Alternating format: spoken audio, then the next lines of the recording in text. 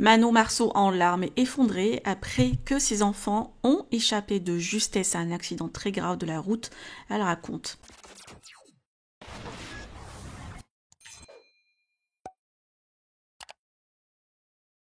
Manon Tanti a partagé une histoire très sérieuse et grave qui aurait pu coûter la vie à ses enfants et aux nannies. Son chauffeur a réussi à échapper de justesse à une voiture ayant perdu le contrôle et failli leur rentrer dedans. La voiture en question a foncé sur la barrière de sécurité et visiblement le conducteur a perdu la vie. Les nannies et enfants sont traumatisés par ce qu'ils ont vu et ont eu très peur sur le coup. Manon va rejoindre rapidement sa petite famille pour en discuter avec eux. Elle est aussi bouleversée et choquée. Je vous laisse avec son récit. Que pensez-vous? Partagez avec moi vos avis en commentaire et n'oubliez pas de liker la vidéo et de vous abonner à la chaîne. Bon, il s'est passé un truc de fou là, j'ai eu la peur de ma vie. En fait, mon chauffeur était avec ma nanny et avec mes enfants. Il est parti les récupérer à l'école pour les emmener au taekwondo. Et en fait, sur la route, mon chauffeur, il m'a expliqué au téléphone, j'ai pas tout compris, mais j'ai compris à 90%. Là, il va venir me récupérer pour m'expliquer. En fait, mon chauffeur, il a vu dans le rétroviseur une voiture arriver à fond. Et il voyait que la voiture faisait des zigzags et elle arrivait à fond. Du coup, il a eu le réflexe de se décaler au bon moment. C'est-à-dire que s'il n'avait pas regardé dans le rétro, bah... Et en fait, la voiture, elle a tapé dans la barrière de sécurité de l'autoroute. Enfin, je ne sais pas c'était quelle route, mais c'est certainement une grande route. Parce qu'à Dubaï, il y a beaucoup de grandes routes. Elle a tapé dans la truc de barrière. Elle est repartie de l'autre côté, elle a retapé. Elle a fait un...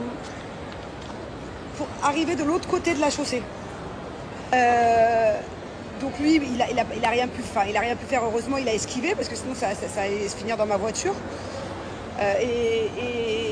Donc voilà. Donc mes enfants, ils ont tout vu. Ma nanny, elle a tout vu. Ils ont tous eu très peur. Mon chauffeur, il m'a dit que c'était certainement quelqu'un qui a perdu le contrôle de la voiture, qui avait plus de frein. Il m'a dit que ça avait l'air en fait d'être quelqu'un qui n'arrivait plus à freiner. Comme quoi la vie. Et le fait que mes enfants ils aient vu ça là, il faut que je sois avec mes enfants. Bon là ils sont en cours de taekwondo, j'ai pas envie de les... J'ai eu mon fils au téléphone, il m'a dit qu'il avait eu très peur. Il m'a dit des mots assez durs, il m'a dit que la personne qui était certainement dans la voiture était certainement morte. Enfin, mon chauffeur m'a dit que voilà, à mon avis la personne n'avait pas survécu parce que c'était quelque chose de très très très très violent. Et que mon fils il ait vu ça, ça me... Donc voilà, je retrouve mes enfants. Je vais essayer de ne pas les paniquer, il faut que j'essaie de ne pas paniquer. Tout va bien pour ma famille, mais à tout moment, à 5 mètres près, à 30 secondes, à 2 secondes près, si mon chauffeur n'avait pas été... J'adore mon chauffeur, il conduit super bien, il est super safe, il fait toujours attention à tout. Je vois des fois quand des voitures quand il y a des voitures des fois qui décalent sur l'autoroute sans le clignotant, il fait super gaffe. J'ai de la chance d'avoir un chauffeur de confiance comme ça avec qui je travaille depuis 5 ans. Mais c'est là où tu te dis qu'en fait, à tout moment, il y a tout qui bascule, quoi. Je suis au môle, je veux pas pleurer. Mais ça va, heureusement ça va, il s'est rien passé. Mais il y a quand même quelqu'un qui est certainement dans un état très très grave, qui est même mort devant mes enfants. Un accident d'une extrême violence. C'est un peu perturbant quand même. Bref, bon, je sais plus. En tout cas, mon chauffeur, il peut pas être là pendant 1 heure. Faut que je continue ce que j'étais en train de faire dans le mall. Et ma nanny, je l'ai au téléphone, elle est trop bas. Elle est trop bas. Du coup, j'ai mon chauffeur qui vient me chercher, c'était pas prévu. Le temps qu'il arrive, je finis les petits trucs que je devais faire là, pour demain. J'arrête pas de penser à cette personne. Je n'ose même pas me demander comment elle va parce que... J'attends que mon chauffeur m'explique bien là, mais de ce que j'ai compris au téléphone, il y avait peu de chance pour cette personne d'être en bonne santé au moment où je vous parle, quoi. Même si je la connais pas, ça me... Ouais.